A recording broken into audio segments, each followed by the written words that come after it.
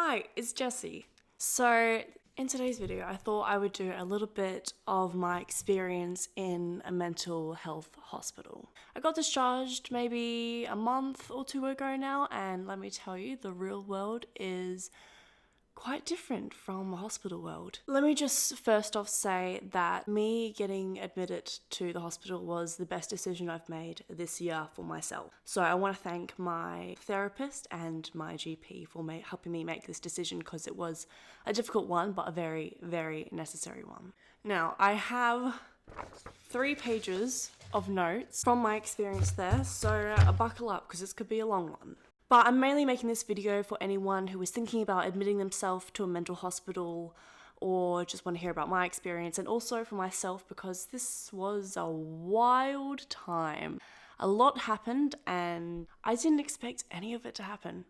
It was all really strange, but wonderful. Now, let me just say, I'm not going to be speaking of people's struggles or their personal experiences or things they are suffering from or their diagnosis. That is not my place to put on the internet. I respect everyone's confidentiality, so I'm not going to be speaking about people's personal experiences. I'm more going to talk about my experience because I'm happy to share, and also things that happened in the public spaces that aren't dealing with their own issues. So, here we go. First day, I am absolutely terrified. I am walking into the building. It's this huge building and there's 2 stories and we don't know where to go. I'm dead silent because I'm like embarrassed to be there. I don't want to make eye contact. I was like, do I need to be here? Like, am I like these other people? So it was very vulnerable. We got in and let me just say, it wasn't the best first introduction. There were people crying. It was almost like dead space, but the occasional person was just, sobbing in the corner. And I was getting more anxious than I was before. And I remember my dad saying to me, like, are you sure this place is going to make you better? And of course I was like, ugh. But nonetheless, we went through with it. So once we finally found someone, they signed me in and they gave me an assessment and they made sure I was voluntarily putting myself here, because that's a very important aspect of it, because it is a voluntary mental hospital. But once I got all that sorted out, I got put up to my room and I was on floor number 2 of the Pent House, and it's not as exciting as you think. So my room was small, but it was good. I had my own bed, I had a dresser, I had an ensuite, so I had my own bathroom, I had a shower, sink, mirror, you name it. It was all there and it was all mine. So no one else can come in my room. That was my space and I absolutely loved that. Oh, I also had a TV. That was pretty cool. But let me just tell you one thing. The showers are horrible. Look, I respect that it is a hospital and you're not there for comfort, but I mean, the shower was on the roof. So you know how usually showers are on the side? Yeah, it was on the roof. So when the water comes down, it's hitting your head up here. That's it. And it is cold. The only thing that was covering the shower from the rest of the ensuite was a curtain. That didn't even go to the floor. So once you put that shower on, it floods the entire room. Bit of a slipping hazard, but we deal with it. So let me just say that shower time was not my favorite time, but cleanliness. I finally got taken in by one of the nurses who was my nurse for the day, and she did an assessment with me. She took my blood pressure, the heart rate and all that lovely stuff. And it was very confrontational, I found. She asked me questions about my life and I mentioned about how I was anxious just very briefly because she was kind of digging for that. And then she was like, oh, why? And I was like, oh, it's just lots of bad things been happening recently. She's like what? And I'm like, okay, I've known you for like 2 minutes now. I don't really want to give you my life story. But I was like, oh yeah, so this and this and this and this happened. And then I start bawling my eyes out. And then it was not a fun time. I didn't really want to open up to her, but I kind of felt compelled to. I mean, she said to help me, I know, but it was just very, oh, okay, I'm telling you my whole life story now. But after I had all that sorted out, I went back to my room and I settled in. And let me tell you this, we got Wi-Fi. Praise the Lord Jesus, but it was not good Wi-Fi. But it worked. So while I spent the next 3 hours in complete boredom, I had a knock on my door telling me that my psychiatrist was ready to meet me.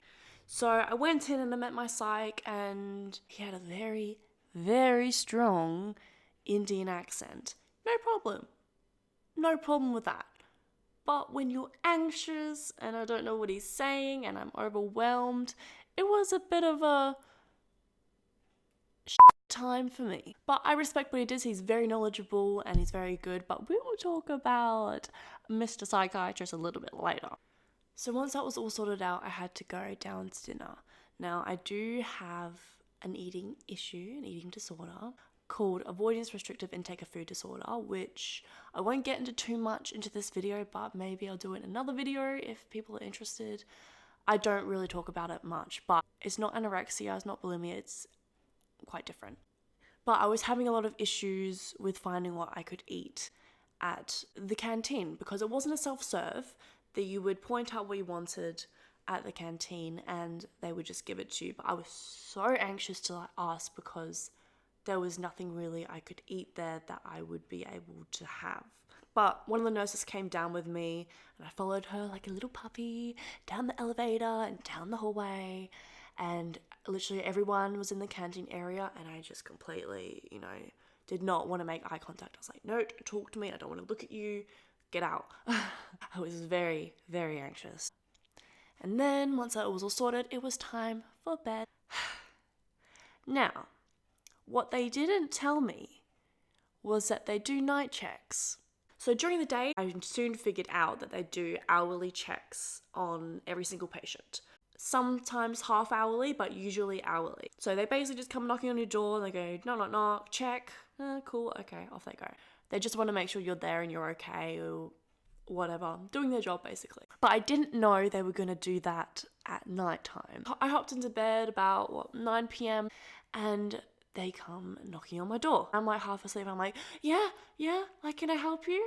And they're like, I'm just doing checks. I'm like, okay. I wasn't sure if I was supposed to be asleep or if I wasn't supposed to be asleep. I felt like I had to, be wide awake when they came in for the checks, but they were literally just checking to see if you were there. But that's what confused me because I thought they would stop after about 10 p.m, which usually people go to bed. No. They came in at every single hour of the night and it freaked me out so much for some reason. I thought they were, making sure I didn't run away or something. I'm like, girl, I'm in bed, I'm sleeping. Where the fuck do you think I'm gonna be going? And it confused me because every single time they opened my door, it was quite a big door, so I could definitely hear them coming in. Every time I heard that, I would open my eyes to see who was there, and I didn't see anyone. Never saw anyone. I don't know if it was because of the lights or whatever it was, but I did not see anyone and it freaked me out. I started overthinking in my sleep. I was like, maybe this place is haunted.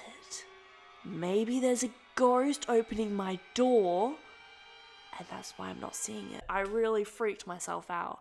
I mean, what are the logistics of that happening? None. But here I was thinking a ghost was opening my door at every hour of the night. And every single time it would open, I'd be like, are they gone yet? But it was fine. I soon figured out that it was just the nurses. They're just checking on you. No problem there. Oh boy. Okay. Second day. Let me just go ahead and say that this was not the best day, especially for settling into a hospital. So I had to fast because I was going to have a blood test in the morning that my psychiatrist wanted. And I was like, okay, good. I was starving because I didn't eat much the night before. But I went in to have my blood test. I'm used to a blood test. I have them all the time. It's no real issue. Obviously, I don't like them, but it's not an issue. So I went in, I sat down. I'm like, oh yeah, how you going? Blah, blah, blah. Less chirpy, but oh yeah, how you going? She put the needle in. I'm like, oh, that's cool. Oh, hang on a second. I can't see anything. So I told her I was feeling dizzy because I could literally see the light fading in on me.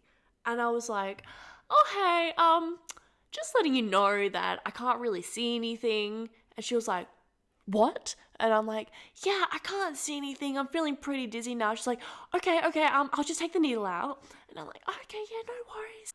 But then the light started to fade more and more and more. And it was such a painful buzzing in my entire body. I couldn't respond. It was just like darkness and a horrible buzzing, painful feeling.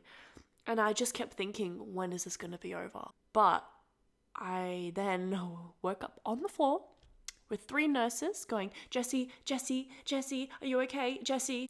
I remember being able to hear them, but not being able to respond. But it did turn out I had fainted, and they were really, really worried about me. So I got up, I could barely move, and they put me into my bed.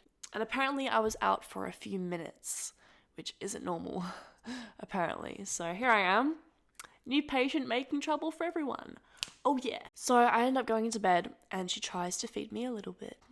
But then they decide to call the ambulance. And I'm like, I don't need an ambulance, I just fainted. And they're like, oh yeah, it's better safe than sorry. So I waited about an hour for my ambulance, maybe. I was like really passed out, but I was also loving it because I was like, oh boy, this is a story and a half. The ambulance came in, they took me into the ER, I had a little wheelchair, I was going around. It was very, very unnecessary. But I got into the ER, they did some more blood tests, and I was like, oh, please don't make me faint again.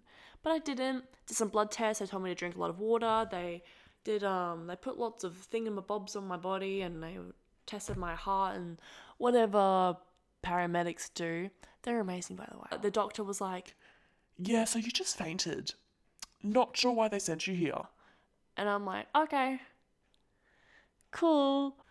Okay, so as I settled in, it kind of worked out that the morning routine is you would go and have your medications in the morning at 8 a.m. And then they would take your blood pressure, or orbs, something like that they would call it, just to check you had the right blood pressure. I was always spot on with it, so they didn't worry about me in that respect. They always ask, are you feeling anxious? And I'm like, yes, always. So the day after I fainted, I went to group therapies for the first time. Now, I can't actually talk about what happened in group therapies with people's experiences and things like that because obviously confidentiality, but it was good. I definitely learned a lot. It was interesting. Basically, what group therapies are is you have either a psychologist or an occupational therapist who don't know as much information as psychologists, so they basically just read off a book. But, what can you do? We would get booklets like this. So we got sleep management, mood management, assertiveness training, and relationships. These were just some of my favorite ones, but we did so many because you would do 2 a day. This was the timetable for how the whole thing was set out. So, Monday, enhanced coping skills, ECS, or activity group. 10:30 to 11, dining room for morning tea. 10:45 to 12:15, enhanced coping skills or activity group. 12 o'clock to 13 o'clock, lunch. 14 o'clock to 15 o'clock, walking out, group outdoors. And the rest doesn't matter. Basically, the most important ones was the first 2, which is the ECS? Yes, ECSs, which they expect you to go to. The ECS, which they expect you to go to. But if you are feeling too anxious or not good or fatigued, then you don't have to go, but you do have to tell them. So once I took my group therapy virginity, I started to venture out a little bit. I know, really ballsy. But I went downstairs and I thought, okay, it says here that if I go to the activity room at... I'm so dumb. Oh, no. I was like, if I go to the activity room at 14 o'clock to 15 o'clock, I can do some activities. And the activity room was filled with like arts and crafts and stuff like that. All things I like. So I went in to see what was there. I was walking down and I'm like, it's going to be so packed. I bet everyone wants to do activities. No boy. There was one person, and one person alone, and he shall be called Simon. Obviously, I'm not using people's real names in this for the confidentiality, so keep that in mind when watching this video. Now, Simon is an interesting character. He was the first person I ever spoke to, and I appreciate him for that. He's an odd character though, and we're going to hear a little bit about him later on. But soon after talking to Simon, there are two other people that come in, and we shall call them Mary and Joe. So Mary and Joe come in, and I'm like, "Sir." And they're like, "Sir." And we get chatting a bit, and they say they play Scrabble every single day. So I'm like, that's kind of cool. I'm gonna join you. And then we got along really well, and it was awesome. And I felt a bond, friendship. I had seen Joe and Mary around the hospital a fair bit. They were always together, so I assumed they were like a duo pair, you know, type. And when we went to go into the TV room at night time, we were watching The Bachelor, which I had never seen before. I saw Mary put her hand on Joe's leg, and I'm like, something's happening here. But let me tell you something. Intimacy was not allowed in the hospital. We signed a thing before we came in saying you cannot be intimate with other patients, you cannot be intimate with visitors, blah, blah, blah, blah, blah, boundaries, blah, blah, blah, blah, blah. So I'm like, well, that can't be possible. Because where would they be able to have room to be intimate? Especially if there's cameras everywhere. But, you know, I let it slide. But I kept my eye on it. So me and Mary got pretty close, and eventually she did tell me that her and Joe were hooking up. And boy, was that sneaky. But here's where it gets a little bit dodgy. Now, one day, Mary was having a really, really bad day, and I was trying to be there for her as much as I possibly could. Joe, on the other hand, had other plans. We were playing Connect 4 in the activity room, and he starts messaging me like, what could we be doing right now? That is a fly. And I'm like, we could be playing Scrabble. And he's like, haha, Scrabble with a winky face. And I'm like, yeah. And then he's like, follow me. And I'm like, So I follow him into the other room, and we sit on a couch. And then he's like, so he goes on about this, like, oh, I feel this attractiveness to you. Like, blah, blah, blah, blah, blah. We should have some fun, blah, blah, blah, blah, blah. And I'm like, okay, hold on, partner. No, you are obviously with Mary. This is not on. I am not a part of this. I respect her to hell and back. No. And he's like, oh, well, maybe we could talk about this more privately. And I'm like, get And luckily Mary came in that time. I'm like, oh, thank you, Lord Jesus. We consoled her, and we were helping her, you know, open up and whatever you do when someone's upset. And we walked outside to get some air, and Joe goes to me, hey, is it okay if you give us some space? And I'm like, yeah, I got you. Have your space. So I left, I went to grab a shower, and then he messages me and says, are you in your room? And I'm like, yeah, like, where are you guys? Like, I'll come to you now. And he's like, oh, meet me in this room, which was his room on floor 1. And now, at this point, I didn't know you weren't allowed to be in other people's rooms. So I was like, oh, okay, maybe they're just hanging out in his room. So I go into his room, and he closes the door, and then tries to come for me. And I'm like, no, we cannot be doing this.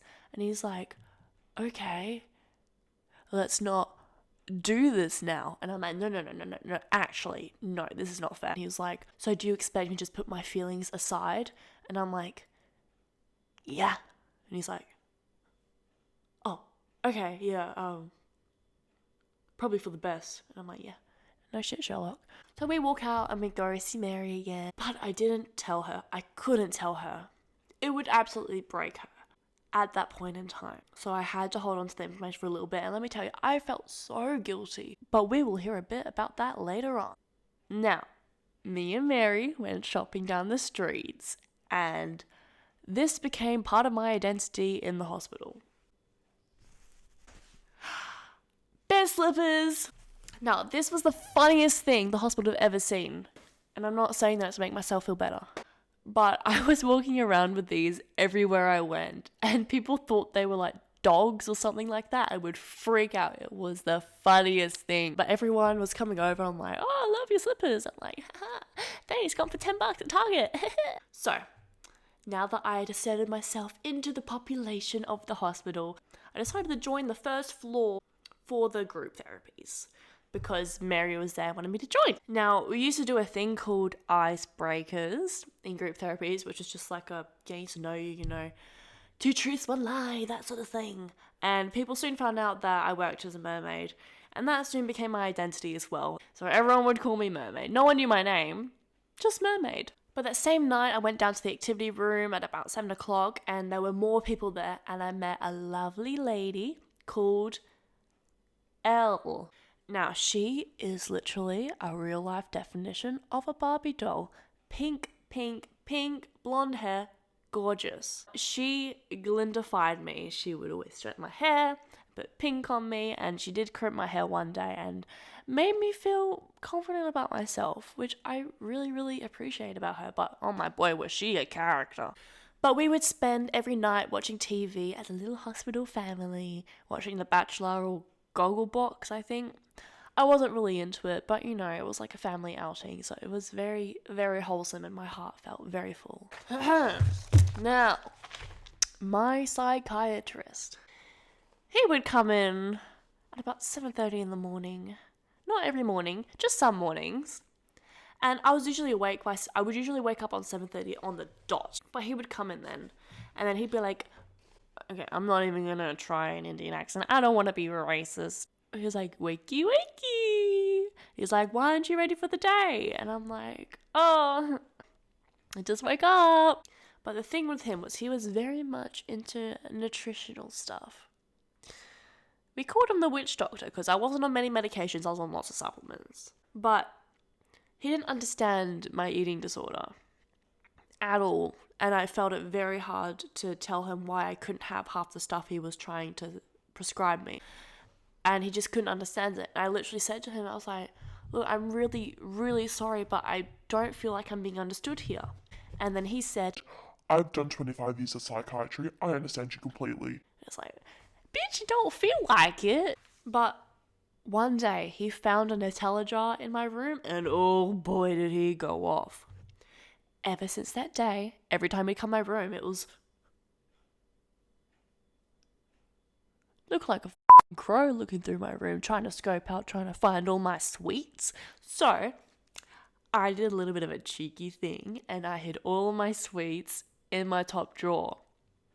There were biscuits and Nutella and chocolate and muffins and anything you could ever think of. It was my luxury drawer, and I didn't tell anyone about it because I don't want to get in trouble. So now that I asserted myself in the social aspect of the hospital, I would sort of walk around the floors, go up and down the elevators until I found someone to talk to who seemed a little bit interesting. But there was this one guy, and his name, we shall call him Luke. Now Luke, at first, looked kind of dodgy to me. I'm not going to lie. I judged him. I was a bit scared to hang around him, and he was on the first floor. But one day I was just walking past, and he goes, "Hey! Yeah? Is your name Jessie?" "Yeah?" And he's like, "Oh, how's it going? My name's Luke." I'm like, oh my god, he's friendly. But he ended up to being the most absolutely lovely person ever. I feel so bad for judging him at first. And it just kind of shows you shouldn't judge people before you actually talk to them. He was so funny. He always was wearing a beanie, and he always had one cigarette hidden up inside of his beanie. He was so lovely. So, this is when things got a little bit interesting for me. I went down to the activity room and was talking to Elle, and she said to me, "Jessie, you've got an admirer." And I'm like, "What?" She's like, "You've got an admirer, and he's hot." And I'm like, "Okay, who is this admirer?" And she goes, "His name is Felix." And I'm like, "Okay, I have no idea who that is." And she explained that basically he saw me getting my hair done when she was crimping it, and he asked her who I was and things like that. We got together. I met him. He's very lovely. He was very shy. He's so sweet though. And she kind of set us up for a little hospital date. So basically I was like, oh, I'm going to go to bed now. Like, I'm really tired. And he's like, oh yeah, I should head to bed too. Bill goes, no, you're not. You're going to lobby 2 in the movie room. And then he goes, are you going to go there? And I'm like, yeah, well, guess I have to now. So we ended up watching a movie and it was very awkward. And he knows that too. He was so shy, but it was okay. But we ended up, cuddling a bit, and that was fine. It was cute. And we ended up doing that for the next few nights, just having movie nights together. It was very lovely. Now, I did have my birthday in hospital. And at first I thought, wow, this is depressing. But it actually ended up being one of the best birthdays I've ever had. But here's what happened on my birthday. So me and Felix were sitting in the movie room, cuddling, very innocent stuff. And one of the nurses comes in and opens the door and goes, right, okay, enough of this. Get off her. Get off her. This is a hospital. This is going to You need to be back to your floor by the 11 o'clock checks. And I'm like, okay. I decided to just quickly off. But the issue was we had ordered pizza and we couldn't eat it now because we just got told off. It was still coming, so I had to be messaging him on when it was so we could go pick it up from the front entrance. But apparently, the reason she was so aggro that night was because she caught 2 other people cuddling and one of them making out. Ooh. So she was completely over it. Felix came up with my pizza. He snuck through onto the 2nd floor. I gave him my pizza and I was really hoping he wouldn't, but he did kiss me before giving it to me. Now the only issue with that is there is a camera right in front of my room. So I was like, but I didn't say anything obviously, and then, I ate my pizza. And so I was a very happy girl with my pizza. When I finished my pizza, I start hearing the fire alarm. And I'm like, here we go. Oh, okay, it's probably a drill. I put on my bare slippers. I walk out of my room and I'm like, okay, what's happening? And the alarm's going off and it's getting more and more and more intense. And it doesn't stop. So I'm like, wait, is this real? And I'm on the 2nd floor, mind you. And the nurses are coming in, getting everyone. They lock the fire doors. They're all frantically freaking out on the walkie-talkies. And I'm like, am I going to die? And then it stops going from the beep, beep, beep, beep to the please find your nearest exit. Please find your nearest exit. Evacuate immediately. And I'm like, okay, well, I can't evacuate because they put the fire doors down and I'm locked up on the lower half of the building on the 2nd floor. So if there was a fire, I'd be a bit. But it did turn out it was a drill. It just took forever to stop it. I don't know, but let me tell you, that freaked me out. Now, the smoking area is where all the social gatherings happen and where all the goss is at. Now, I don't smoke. A lot of them did, but I don't. But I just kind of hanged out there. But I remember Luke gave me a mask, like a face mask, for my birthday. So when I sit out in the smoking area, I don't get so much smoke inhaled, which was so sweet. Now, remember when I told you we were going to talk a little bit about Simon? This is that part. So, okay, I wasn't here for this, but it was a big chat around people. So Simon came into the smoking area. He never was there. He was always complaining about it to me in the activity room. And he came in and basically set a tissue on fire. Not only is that dangerous, especially with him, you shouldn't be able to give someone like him fire. And he shouldn't be able to set it to a piece of paper either in the smoking room, and he was putting it up to people's faces. And he was also telling Luke that his wife didn't love him and that they're not a good match and things like that. And I was like, that's very traumatizing for Luke. No one should be told that. So they wrote reports against him. I also spent a lot of my time singing in my room because I love to sing. And I made sure, I asked one of the nurses, I was like, hey, is it okay for me to sing in my room? I like to practice. Is it soundproof? Am I going to disturb the other patients? And she was like, oh, nah, it's soundproof. Don't worry about it. Go sing. And I'm like, all right. Nice. So I'm, belting out my songs, as you do, 8 o'clock at night in a hospital.